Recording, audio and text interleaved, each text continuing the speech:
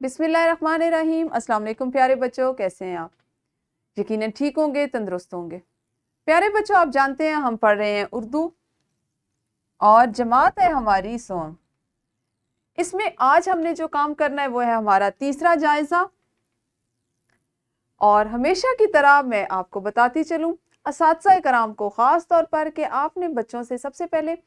सुनने और बोलने की जो सरगर्मियाँ हैं उनको मुकम्मल करवाना है और इनको इसी तरह से करवाना है जैसे आपको इसमें करवाने के लिए कहा गया है या आपको जो सवाल की हिदायत है। इसमें सबसे पहले आपने दिए गए सवालात को ज़बानी जवाबात उनसे लेने हैं। आप इसका बेहतरीन तरीका जैसे कि आपको पहले बताया गया वो यही हो सकता है कि आप बच्चों को पास बुलाइए और उनसे उनकी एक आंसर शीट बना लें, उनकी जवाबी कॉपी बना लें और एक अपने जहन में बना लें कि आपने बच्चों से आपके पास अगर इतना वक्त है कि आप 5 सवालों से बच्चों की जांच करना चाहती हैं तो अपनी जमात के मुताबिक या अपने टेस्ट के मुताबिक उसको नंबर दें। 1, 2, 3 जितने भी नंबर आपने एक सवाल को देने, 2 देने, 1 देना है।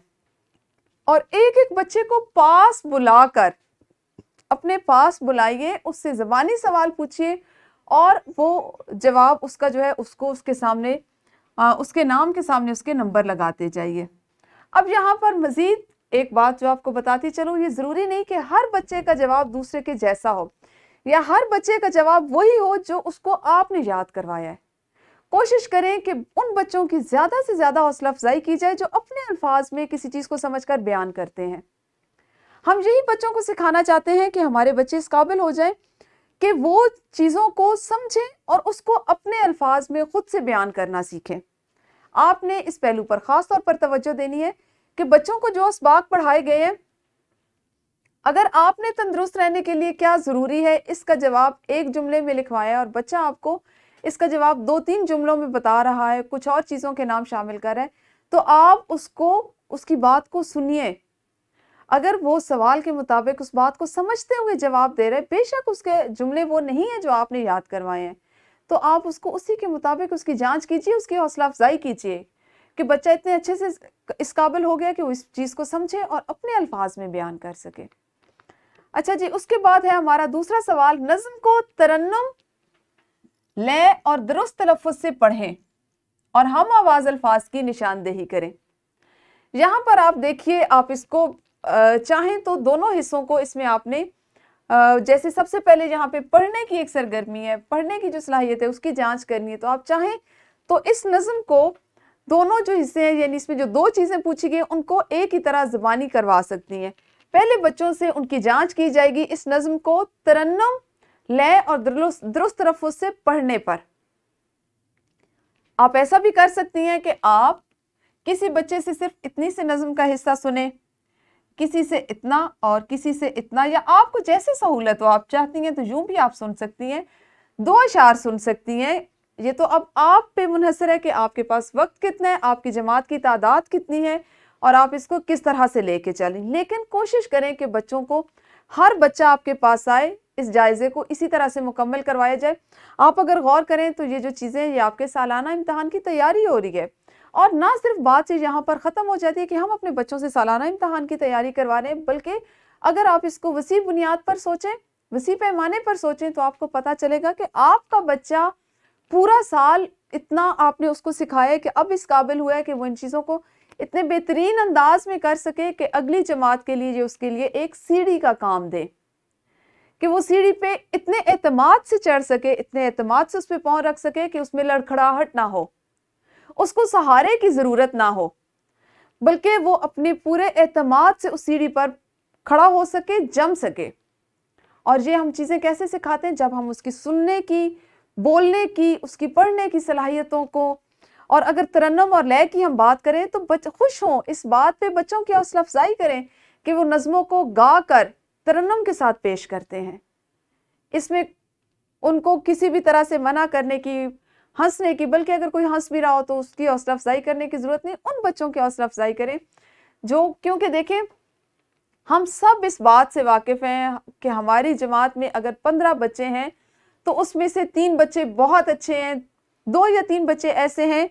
जो एक और जिनकी जो ज़हनी सतह है उससे शायद थोड़ा सा नीचे हैं,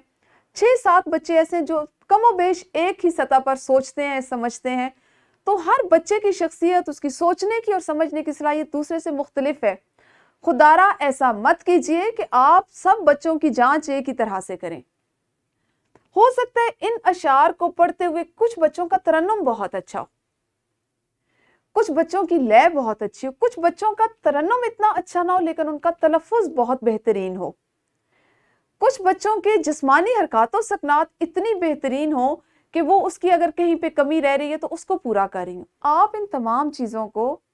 دیکھتے ہوئے، مد نظر رکھتے ہوئے بچوں کی جانچ کیا کریں۔ اس کے مطابق دیکھیں، ہمارے بچے ابھی اتنے چھوٹے، یہ تیسری کلاس کا ایک جائزہ ہے۔ تیسری کلاس کے بچے کی کیا عمر ہوگی؟ 7-8 سال، 8 سال، 9 سال کا بچہ ہوگا، بس اس سے زیادہ تو نہیں ہو۔ آپ ایک 8-9 سال کے بچے کا کو کس طرح سے دیکھنا چاہتی ہیں کہ وہ آئے، وہ روبوٹ کی طرح آئے اور اسی طرح سے آپ نے جیسے اس سے پوچھا وہ اس طرح سے ہلے جلے اور بتائے اور چلا جائے؟ نہیں، اس کو بدلیے، اس کو اس طرح سے بدلیں کہ آپ کا بچہ خود بھی اگر اس نے کچھ سیکھا ہوا ہے اور وہ سنانا چاہ رہا ہے، آپ سنیں، 1 منٹ لگے گا، 1.5 منٹ لگے گا، آپ اس کو سنیں، اس کی حوصلہ افزائی کریں۔ یہ ہمارے بچوں کے مستقبل کے لیے اور ہمارے ملک کے مستقبل کے لیے بہت ضروری ہے کہ ہمارے بچوں کے جو ہم جس کو کہتے ہیں نا کہ جو ان کے کانسیپٹس ہیں اس میں وسعت آئے، ان کی صلاحیتوں میں نکھار آئے، اور اس میں سب سے اہم کردار آپ نے ادا کرنا ہے، اس کے بعد والدین یا کوئی اور آتا ہے۔ اچھا جی، اس کے بعد ہے سوال نمبر 3، درست جواب کا انتخاب کرتے ہوئے متعلقہ دائرے کو کالے یا نیلے قلم سے بھریں۔ آپ اس کو اس طرح سے کر سکتے ہیں کہ آپ اس پیپر کا یہ والا جو حصہ ہے، جائزے کا یہ والا جو حصہ ہے، اس کو الگ سے پرنٹ کروا لیجئے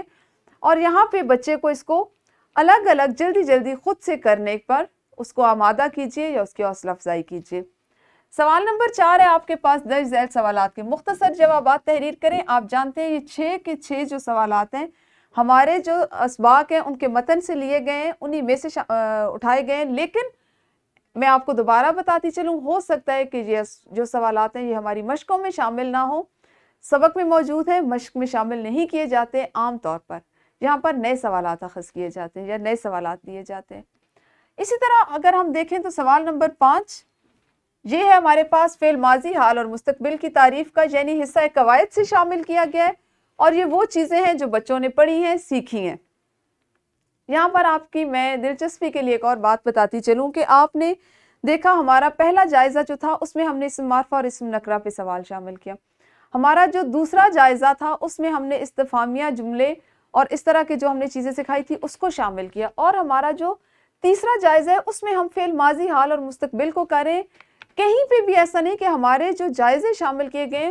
ان میں آپس میں ٹکراؤ ہو رہا ہو اور ہم اپنے سوالات کو بار بار ایک ہی حاصل تعلم کو فوکس کر کے اسی پہ اپنی تمام توجہ مرکوز کرتے ہوئے بار بار اسی کو بدل بدل کر سوالات دے رہے ہیں۔ ہم نے اگر اس کو ایک ترتیب دی ہے تو میری آپ سے بھی یہ گزارش ہے کہ آپ اس ترتیب کا خیال رکھیے اور آپ بھی روزانہ کی بنیاد پر بچوں سے اسی طرح سے چیزیں پوچھیں کہ جو چیزیں وہ پہلے سیکھ چکے ہیں ان کو ذرا کم ان کی دہرائی کروائیں، جو نئے سیکھ رہے ہیں اس کو ذرا زیادہ وقت دیں تاکہ ان کے وہ والے جو اس کے جو تصورات ہیں وہ اس کو اچھے سے سمجھ سکیں۔ اچھا، اسی کا ہے جی سوال نمبر 6، اپنے پسند کے کسی سبق سے 2 مؤنث اور 2 مذکر اسماء تلاش کریں۔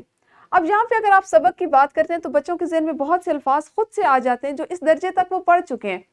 جو مؤنث اور مذکر معنی دیتے ہیں یہاں پر وہ لکھ سکتے ہیں اور ان سے جملہ سازی کر سکتے ہیں۔ آپ بچوں کو موقع دیں گے تو آپ کو پتہ چلے گا کہ ان میں کس قدر قابلیت ہے، وہ کتنی